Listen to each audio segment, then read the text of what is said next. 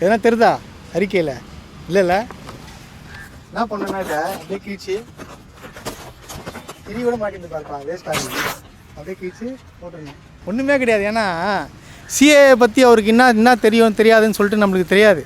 ஒரு அறிக்கையில் என்ன போட்டிருக்காருன்னா, சமூக நல்லிணக்கத்துடன் நாட்டு மக்கள் அனைவரும் வாழும் சூழலில் பிளவுவாத அரசியலை முன்னிறுத்தி செயல்படுத்தி இந்திய குடியுரிமை திருத்தச் சட்டம் 2019 போன்ற எந்த சட்டமும் ஏற்கத்தக்கதல்ல.